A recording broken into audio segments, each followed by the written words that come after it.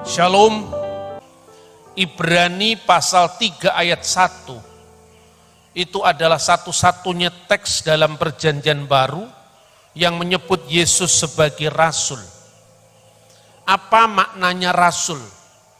Rasul itu dalam bahasa Yunani adalah apostolos, artinya utusan.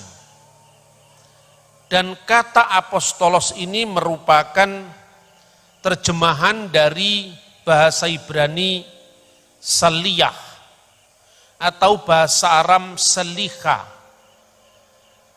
Banyak orang-orang yang tidak mengerti iman Kristen kemudian mempertentangkan gelar rasul ini dengan keilahian Kristus. Mereka mengatakan, kalau Yesus sendiri dalam Alkitab disebut rasul, mengapa orang Kristen menyebutnya bahkan menuhankannya Yesus sebagai anak Allah, bahkan sebagai salah satu dari Tritunggal yang Maha Esa, yaitu Bapa, Putra, dan Roh Kudus. Saudara-saudara, sekarang ini adalah era lintas agama. Dan di era ini kita didukung oleh segala macam kemudahan alat komunikasi, secara khusus di era revolusi industri yang keempat.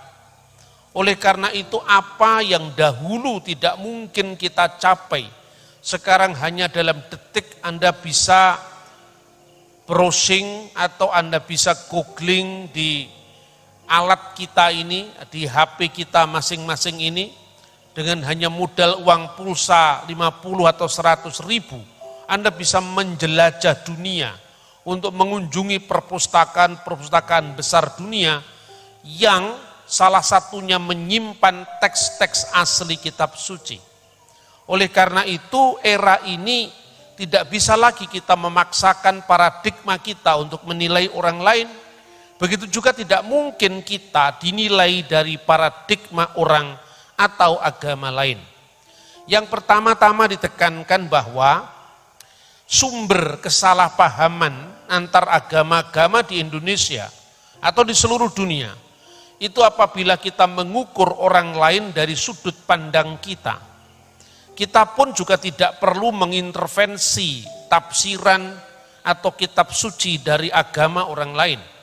Tetapi juga adalah hak jawab kita sebagai seorang Kristen ketika Alkitab kita, ketika iman kita diintervensi oleh orang atau agama lain.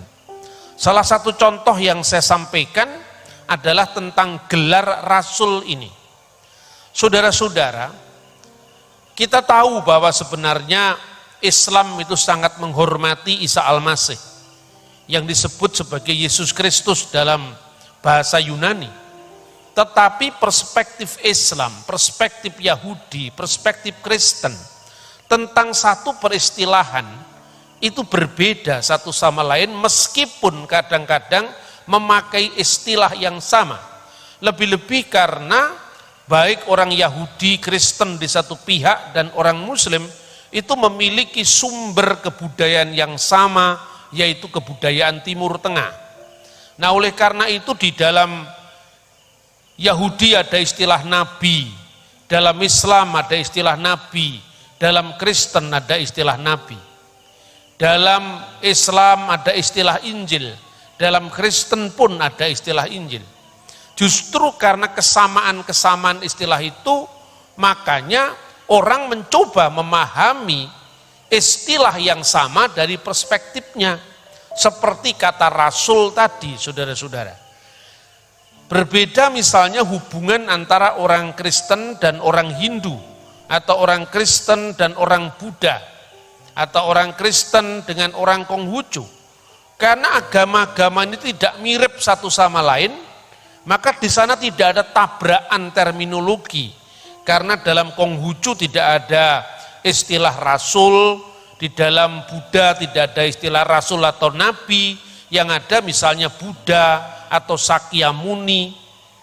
Meskipun saudara-saudara kita ini memiliki peristilan-peristilan yang sama, tapi maknanya berbeda. Oleh karena itu, misalnya saya berikan contoh. Kalau di dalam agama Islam, yang disebut nabi itu biasanya ditafsirkan begini atau dimaknai begini. Seorang yang mendapatkan wahyu dari Tuhan dan tidak wajib menyampaikannya kepada umat manusia. Kalau kepercayaan dan pengharapan yang kita megahkan. Jadi Musa menubuatkan apa yang akan terjadi. Kristus adalah kegenapan dari nubuat Musa dan juga kitab nabi-nabi. Dalam makna inilah Yesus disebut sebagai Sang Mesia. Dan orang Kristen disuruh meneladani dua teladan ini. Yang pertama Musa yang setia di rumah Allah. Keteladanan sebagai seorang pelayan Tuhan. Sebagai seorang yang melayani. Tapi lebih daripada itu, keteladanan dari Putra Tunggal Allah itu sendiri yang meninggalkan surga dan menjadi manusia, dan dalam kemanusiaannya itu Yesua disebut Hamasiah, Yesus disebut Kristus, dan itu teladan utama dari iman kita sebagai seorang Kristen, teladan pelayanan kita, teladan perilaku hidup kita, teladan bagaimana kita berbuat sebagai hamba-hamba bagi kemuliaan nama Tuhan Bapa surgawi kita. Saudara-saudara yang dikasih Tuhan, dalam hal inilah maka gelar Mesias dalam iman Kristiani, yaitu Musia atau Masiah dalam bahasa Ibrani, itu mengandung 3 dimensi.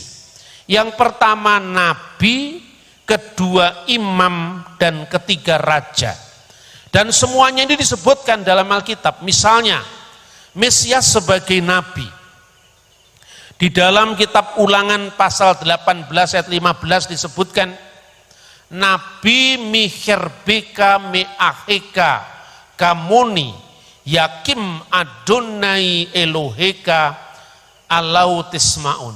Seorang nabi di tengah-tengahmu, artinya di tengah-tengah Israel, tidak di luar Israel. Meaheka di antara saudaramu.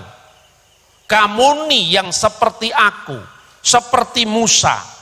Yakim Adonai akan dibangkitkan oleh Tuhan, Adonai Eloheka, Allah sembahanmu, Alautismaun. Dialah yang seharusnya kamu dengarkan. Di tengah-tengahmu artinya di tengah-tengah Bani Israel.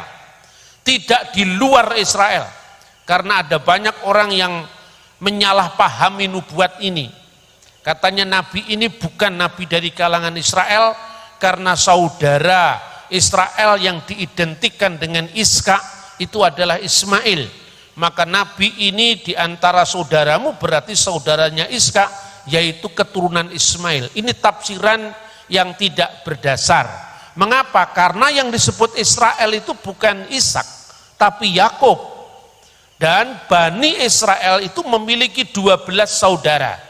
Karena itu di tengah-tengahmu, itu nih di tengah-tengah Bani Yakub, di tengah-tengah Bani Israel. Meaheka di antara saudaramu, secara khusus lagi karena ayat ini berbicara kepada Mose atau kepada Musa. Sedangkan Musa dan Harun berasal dari suku Lewi. Maka Nabi Sang Mesias yang salah satu gelarnya adalah Nabi ini lahir dari saudara suku Lewi. Dan saudara suku Lewi itu adalah suku Yehuda, suku Benyamin, suku Yusuf. Karena Yesus lahir dari suku Yehuda, maka nubuat tentang nabi ini digenapi dalam Yesus Kristus. Dan nabi ini seperti Musa, Kamoni seperti aku. Bukan karena kesamaan Musa dengan nabi yang ditafsirkan di luar Israel itu. Musa punya anak, nabi ini punya anak. Musa punya istri, nabi ini punya istri. Itu kesamaan yang terlalu umum. Sementara kesamaan yang seperti aku ini menunjukkan tugas nabi pembebas. Dia adalah nabi Eksodus, nabi yang mengeluarkan umat dari penindasan.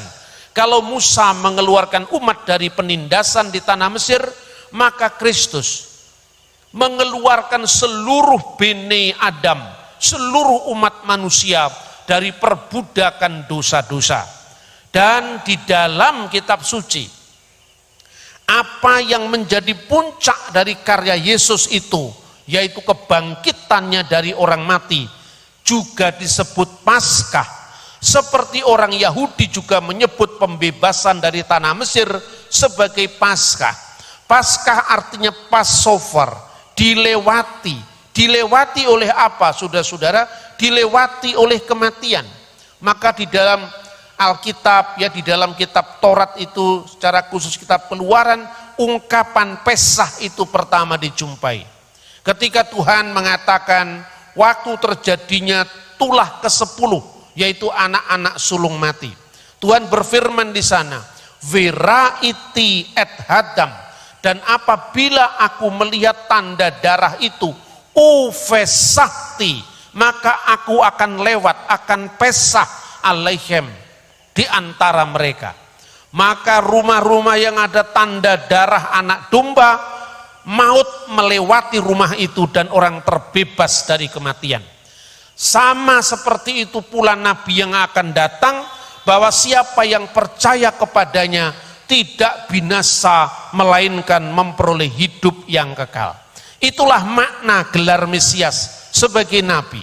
Jadi dia yang adalah anak Allah, rela meninggalkan tahtanya yang di surga, lalu menjadi pelayan, menjadi seperti Musa yang melayani setia di rumahnya, meskipun dia adalah putra Allah, penguasa segala sesuatu. Ini yang menjadi teladan dari pelayanan kita, yaitu kerendahan hati dan ketaatan kepada perintah dari Bapa Surgawi. Matra yang kedua dari gelar Mesias itu adalah Raja. Dan itu disebutkan di dalam Mazmur pasal 110 ayat 1. Di mana Mazmur itu diidentikan dengan Mazmur Daud. Le David Mismor, Mismor dari Daud. Ayatnya berbunyi Neum Hashem Ladoni Seflimini, firman Tuhan kepada Tuanku. Siapakah yang disebut Tuanku? Adonai, atau Tuan segala Tuan, itu adalah Tuhan. Ini yang oleh Midrash Tehillim, tafsiran para rabi Yahudi juga disepakati, yang disebut Adonai itu adalah Raja Mesias yang akan datang.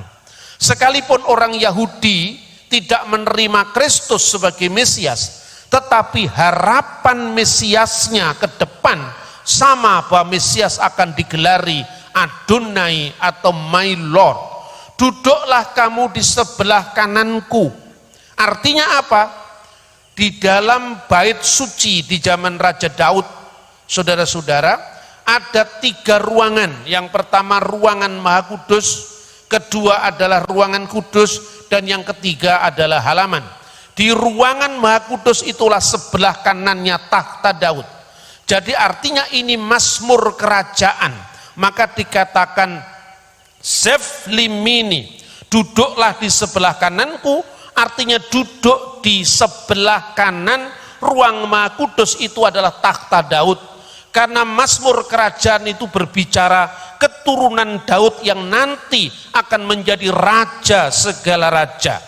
Maka dikatakan di sana at asid oyebh hadom liraglika, sampai kubuat takluk musuh-musuhmu di bawah kakimu. Jadi Mazmur 110 adalah matra kedua dari gelar Mesias, yaitu Kristus Raja, Malka Mesika. Kemudian yang ketiga adalah imam. Mesias itu gelar yang juga bermakna nabi, raja, dan imam. Dan gelar sebagai imam ini disebutkan di dalam Mazmur 110 ayat 4. Di sana disebutkan Nisba Adonai Velo Yinahem. Tuhan bersumpah dan dia tidak akan menyesal. Apa sumpahnya? Atah kohen le olam, engkau adalah imam yang kekal, al-divrati Malkisedek, menurut peraturan Melkisedek. Karena imam yang biasa adalah Imam Harun, keturunan Lewi, sedangkan imam besar yang akan datang itu lebih dari keimamatan darah yang adalah keimamatan Harun. Keimamatan yang disematkan pada imam besar yang akan datang itu adalah al-divrati Malkisedek. Kenapa Melkisedek? Karena Melkisedek datang jauh sebelum Harun. Bahkan Melkisedeklah yang memberkati Abraham, bapa leluhur bangsa Israel. Dari Abraham itu Tuhan berfirman dalam Kejadian pasal 12 ayat 3, olehmu semua kaum di muka bumi akan mendapatkan berkat. Oleh karena berkat ini yang disebut the messianic blessing, berkat keselamatan pada segala bangsa. Dan Abraham sendiri membayar persepuluhan kepada Malkisedek. Artinya apa? Abraham mengakui wibawa Melkisedek yang lebih senior, yang memberkati dia. Oleh karena itu keimamatan Mesias yang akan datang, keimamatan menurut peraturan Melkisedek. Artinya bukan keimamatan oleh darah daging, oleh keturunan, tetapi pilihan Allah secara langsung. Nah, di dalam konteks keimamatan inilah saudara-saudara, maka imam besar disebut apostolos, maka imam besar disebut rasul, maka imam besar disebut saliyah. Jadi di sini rasul bukan menurut definisi Islam, tetapi rasul dalam definisi Yahudi Kristen menurut kitab Taurat, kitab nabi-nabi, dan yang akhirnya digenapi di dalam Injil Yesus Kristus. Itulah makna kerasulan bagi Al-Masih. Jadi saudara-saudara tidak perlu terganggu dengan apa yang dikatakan oleh pengkhotbah kondang Zakir Naik yang mengatakan, jikalau Alkitab sendiri menyebut Yesus Rasul, mengapa orang Kristen menuhankan dia? Nah, ini saya kira ungkapan seperti ini adalah memandang kekristenan dari perspektif Islam, dan perspektif Islam tentu tidak bisa berlaku bagi iman yang jauh lebih tua dan memiliki dokumen-dokumen yang jelas lengkap, bersinambung, kontinu dari masa Taurat sampai digenapinya dengan kedatangan Kristus di dalam Injil. Jadi yang terakhir, jika ditanya kepada seorang Kristen, apa makna rasul dan apa akar dari gelar rasul ini dalam iman Kristen? Saya ingin mengutip salah satu teks dari Torah lisan yang oleh orang Yahudi disebut sebagai Torah Sebealpe. Torah lisan ini biasanya disebut Talmud, ya. Saya mengutip Talmud bukan menyamakan kekristenan dan Yudaisme, tetapi saya ingin menegaskan bahwa Yahudi dan Kristen memiliki akar yang sama. Bukan sekedar Paskahnya sama-sama bermakna keluaran dari tanah Mesir bagi orang Yahudi, dan keluaran umat manusia dari segala dosa-dosa dalam iman Kristen, tetapi juga sampai kepada peristilahan simbol. Misalnya Paskah Yahudi itu memiliki simbol roti dengan anggur. Ketika memecah-mecahkan roti, orang Yahudi mengatakan dalam seder HaPesach, halakma anea diakalu afaktana bi'ar amisraim. Inilah roti sengsara yang dimakan oleh nenek moyang kita di Mesir. Orang Kristen pun ketika Kristus, kita membaca dalam Alkitab, ketika Yesus mengadakan perjamuan malam, dia juga menggunakan simbol yang sama, yaitu roti yang dipecah-pecahkan.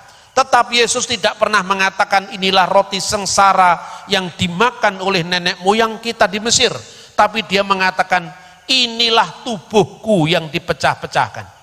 Artinya Kristus menyadari bahwa dirinya adalah penggenapan dari perjanjian lama, secara khusus adalah Paskah Yahudi. Nah, saudara-saudara, yang terakhir, tentang rasul itu ada kesinambungan ya. Pertama begini, kalau dalam Alkitab muridnya Yesus itu 12, itu bukan kebetulan. Kalau di dalam Injil Lukas pasal 10, Yesus memilih 70 murid setelah 12 muridnya, itu juga bukan kebetulan. Karena apa? Karena itu pola penggenapan Taurat, di mana bangsa Israel terdiri dari 12 suku. Dan ketika di dalam pelayanan 12 suku itu diwakili lagi oleh apa yang dinamakan skenim, yaitu tua-tua Israel yang jumlahnya 70 orang. Nah, oleh karena itu ada kesinambungan di dalam tugas pelayanan. Maka di dalam traktat Pirkei Avot 1, ini bagian dari Torah lisan Yahudi, dikatakan Moshe kibel Torah misinai. Musa telah menerima Taurat dari Sinai.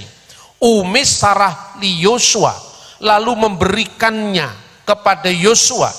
Wi Yosua liskenim, lalu Yosua memberikannya kepada tua-tua Israel yang jumlahnya 70 orang. Inilah yang namanya selichim. Inilah yang namanya utusan-utusan. Inilah yang namanya rasul-rasul kongregasi yang mewakili orang Israel. Lalu setelah itu dikatakan uskenim linibiim. Lalu rasul-rasul atau tua-tua itu memberikannya kepada nabi-nabi. Jadi urutannya adalah rasul dulu baru nabi. Karena rasul itu mewakili 70 kongregasi Israel yang jumlahnya 12. Maka bukan kebetulan kalau rasulnya Yesus jumlahnya 12 dan di bawah 12 rasul ini dipilih secara khusus tua-tua yang jumlahnya 70. Maka Yesus memiliki pola 12 dan pola 70.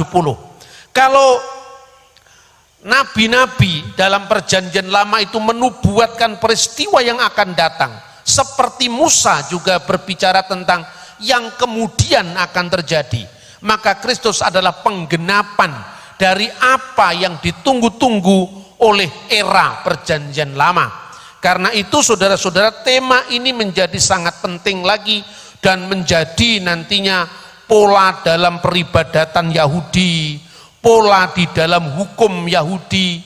Maka setelah nabi-nabi masih dikatakan unebi imesyaruha le ansei kneset hagetulah. Lalu nabi-nabi baru memberikan hukum-hukum tadi sebagai pedoman dalam mahkamah agama. Dan itulah yang kita baca dalam kitab suci perjanjian baru, bahwa ada kesinambungan jabatan rasuli, ada kesinambungan sejarah, bahwa Israel jumlahnya 12, dipilih 70 yang khusus untuk melayani Tuhan di dalam konteks pelayanan jemaat. Dan yang terakhir, Kristus adalah imam besar perjanjian baru. Kalau imam besar yang lama, mereka biasanya setiap tahun membawa korban binatang dipersembahkan kepada Allah. Tetapi imam besar perjanjian baru satu kali memberikan dirinya sendiri sebagai korban semesta bagi seluruh umat manusia yang percaya kepadanya. Iman Kristen itu bukan sekedar klaim tentang sebuah pewahyuan. Iman Kristen adalah sejarah yang panjang, yang saling kait mengait, sambung bersambung tanpa putus, dari nubuat kepada penggenapan, dari simbol-simbol kepada hakikat, dan hakikat atas semuanya itu adalah Yesus Kristus yang adalah imam, nabi, dan raja. Sungguh besarlah rahasia ibadah kita, Tuhan yang telah menyatakan dirinya sebagai manusia dan tinggal di antara kita, dan kita telah melihat kemuliaannya, yaitu kemuliaan yang diberikan kepadanya sebagai putra tunggal Bapa, penuh kasih karunia dan kebenaran. Teladan kita bukan sekedar Musa yang setia di rumah Tuhan, tetapi teladan kita juga adalah teladan segala teladan, nabi segala nabi, raja segala raja, imam segala imam, yaitu imam besar perjanjian baru. Maka keimamatan ini mengikat gereja, karena itu sangat penting dalam konteks upacara korban, dan korban Kristus adalah sekali untuk selama-lamanya bagi setiap orang yang percaya kepadanya. Segala kemuliaan bagi Bapa dan Putra dan Roh Kudus, sekarang dan selalu serta sepanjang segala masa.